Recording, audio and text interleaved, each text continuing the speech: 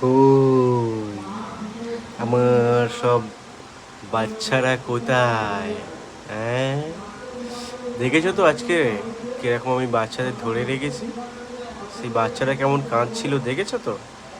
হ্যাঁ, হ্যাঁ, তোমার মায়েদের কথা শুনবে, না হলে আমি এরকম ঘাড় দিয়ে এরকম ধরে তোমাদের আমি ঘাড় মটকে দেবো। আমি বাচ্চাদের খুব পছন্দ করি।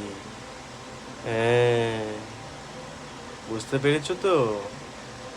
হুম, বাচ্চারা টিভি একদম না, ফোন না। হ্যাঁ, ফোন টিভি যদি দেখেছো, আমি এরকম ঘাড় মোটকে রক্ত একদম বার করে দেব।